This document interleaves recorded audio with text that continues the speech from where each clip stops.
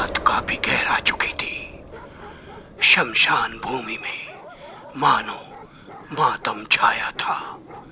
रिश्तेदार और गांव वाले एक मैयत को लेके शमशान भूमि में आए थे। उसी में सत्यम, जो शहर से एमबीबीएस की डिग्री लेकर अपने गांव में एक हॉस्पिटल खोलने का स्वप्न लेकर आया था, आज इस मैयत में शामिल था।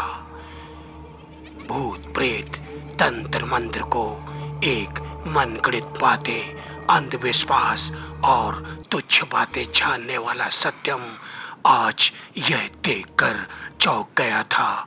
उसका यकीन और उसका विश्वास धरा का धरा रह गया था।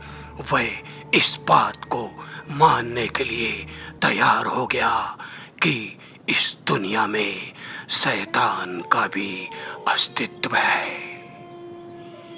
तो दोस्तों, क्या देखा था सत्यम ने? कहानी में पढ़ने से पहले अगर आपने हॉरर ब्लैकआउट चैनल को लाइक, शेयर या सब्सक्राइब नहीं किया है तो कर ले। हम अंधविश्वास को बढ़ावा नहीं देते। इन कहानियों को सिर्फ मनोरंजन के तौर पर सुने। बच्चे इन कहानियों को ना सुने। आज की कहानी का नाम है मैंने देखा। जी हाँ दोस्तों, शक्तिपुर गांव भारत का एक बहुत ही समृद्ध गांव था। इसमें बड़े बड़े व्यापारी दूर दूर से अपना साजो सामान लेकर विक्रय करने के लिए आते थे, क्योंकि इस गांव में काफ़ी धनाढ़ लोग रहते थे। क्योंकि यहाँ की जो प्रकृति थी वह बहुत ही सुंदर थी। जंगल, झरने और हरी हरी वादियों से यह गांव अपने नाम के जैसा दुनिया भर में प्रज्वलित था। इसी गांव में सत्यम नाम का एक लड़का रहता था। उसके माता पिता बचपन में ही गुजर गए थे।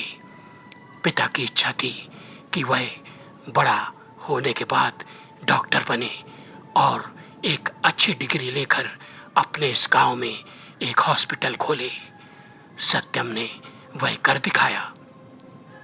वह अपनी जमा पूंजी और खेत खलिहानों को बेचकर विदेश चला गया और काफ़ी सालों की मेहनत करने के बाद उसने एमबीबीएस की डिग्री हासिल कर ली और अपने माता पिता का स्वप्न पूरा करने के लिए वापस अपने गांव में आ गया। और अपने साथ जो भी धन था उस धन से और भी लोन लेकर उसने वहाँ एक हॉस्पिटल खोल दिया। उसका अस्पताल चल निकला। उसने अस्पताल के बाहर अपने माता पिता का एक स्मारक बनवाया था और किसी से भी वह नाजायज पैसा नहीं लेता था।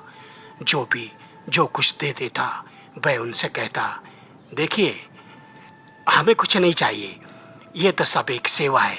अगर आपको कुछ देना ही है तो वह जो दान पेटी है उसमें डाल दीजिए। आपका दिया हुआ जो भी धन है इससे हम आगे आने वाले जो भी पेशेंट हैं उनकी मदद कर लेंगे। आपका दिया हुआ मेरे पास बहुत कुछ है।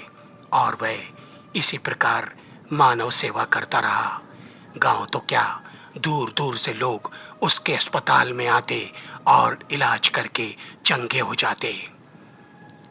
लेकिन एक बात में मानना पड़ेगा, सत्यम कभी भी अंधविश्वास पर, भूत प्रेत और तंत्र मंत्र पर विश्वास नहीं किया करता था। एक बार उसके अस्पताल में एक साधु आया जो काफ़ी बीमार था।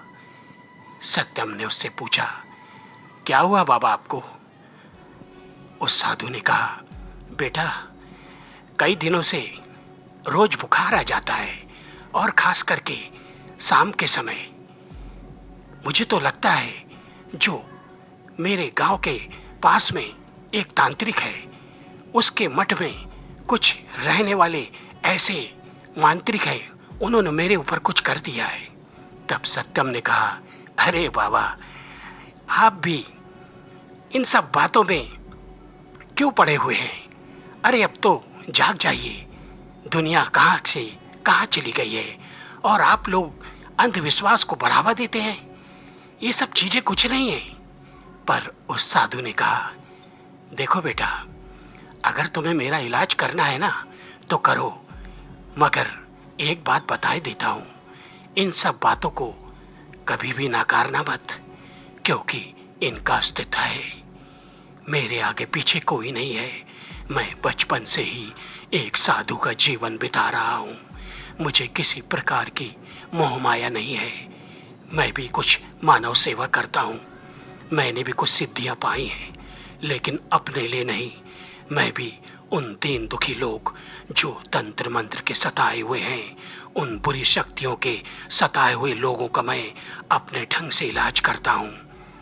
लेकिन मैं ये भी मानता हूँ कि विज्ञान का भी अपना एक अस्तित्व है। विज्ञान इस दुनिया में बहुत ही जागृत है और हमें इसकी मदद सदा मिलती रहती है। हमारे कई साधु संत ऐसे भी हैं जो अस्पतालों में आते हैं और इलाज कराते हैं, और कुछ लोग हमारे पास आते हैं, हम आयुर्वेद पर विश्वास करते हैं। तब सत्यम ने कहा, अच्छा बाबा, ठीक है, बस अब बोलते ही जाएंगे क्या?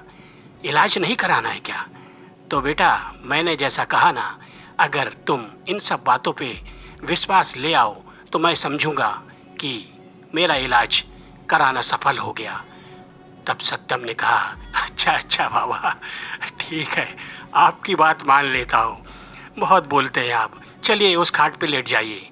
और सत्यम ने उस साधु का चेकअप किया और कहा, आपको तो मलेरिया और टाइफाइड हो गया है। कोई बात नहीं, आपका इलाज मैं कर दूंगा, बस 2-3 दिन आप यहीं रुकिए। तब साधु ने कहा, बेटा 2-3 दिन तो बहुत हो जाएगा, मुझे कुछ ज़रूरी काम है, तुम मुझे दवाएं दे दो, मैं खा लूँगा। तब सत्यम ने कहा, नहीं बाबा, देखिए, आपको हम ग्लूकोज चढ़ाएंगे और आपका अच्छे से इलाज करेंगे। 2-3 दिन तो आपको रुकना ही पड़ेगा, रुक जाइए। तब वह साधु मान गया और उसने कहा, मगर मुझे कोई ऐसा कमरा दो जहाँ कोई नहीं आता हो। तब सत्यम ने कहा, क्यों, ऐसी क्या बात है? नहीं, मैं एकांत में रह के अपनी साधना भी करना चाहता हूँ। अच्छा, ऐसी बात है। सत्यम ने उन्हें एक एकांत कमरा दे दिया और वह साधु इलाज कराते कराते अपनी साधना भी करता रहता था। एक दिन गांव का एक पटवारी हार्ट अटैक से मर गया। गांव वाले उसे सत्यम के अस्पताल में लाए। सत्यम ने उनका चेकअप किया और कहा, ओह नो, यह तो मर चुके हैं। काफ़ी देर पहले ही इनकी डेथ हो चुकी है। अगर आप लोग पहले लाए होते तो मैं कुछ कर सकता था।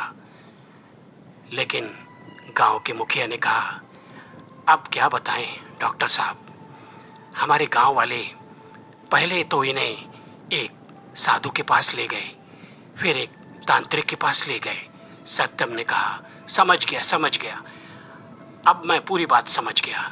यही कारण है कि आप लोग समय से पहले ही बीमार हो जाते हैं और अपनी आयु खो देते हैं, और आपके परिजन दोष देते हैं ऊपर वाले को।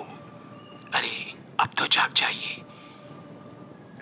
कोई बात नहीं बेटा, जो होना था हो गया।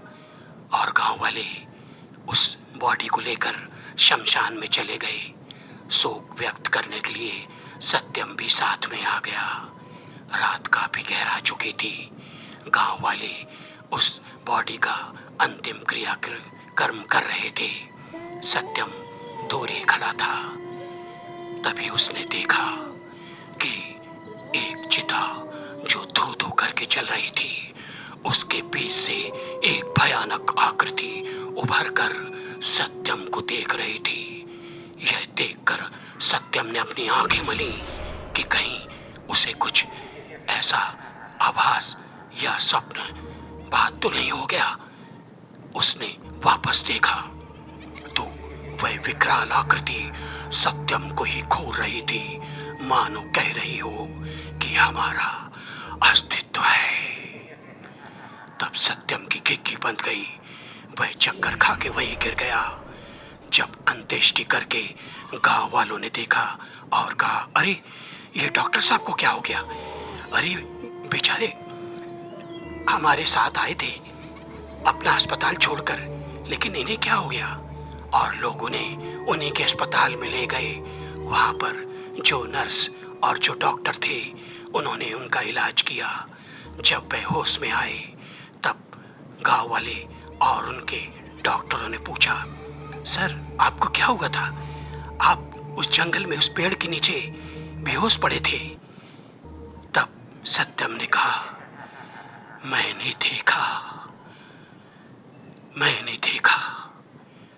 और इतना कहते ही वह वापस बेहोश हो गए। तो दोस्तों, कहते हैं ना, इस दुनिया में जहाँ विज्ञान है वहाँ इन सब चीज़ों का भी अस्तित्व है। इसकी खोज में काफ़ी लोग लगे हुए हैं। कुछ तो होगा, आप माने या ना माने। कहानी अच्छी लगी हो तो लाइक, शेयर, कमेंट और सब्सक्राइब करके अपना फीडबैक अवश्य देना। हॉरर ब्लैकआउट चैनल में आप अपनी कहानियाँ भी भेज सकते हैं। Thank you. Good night.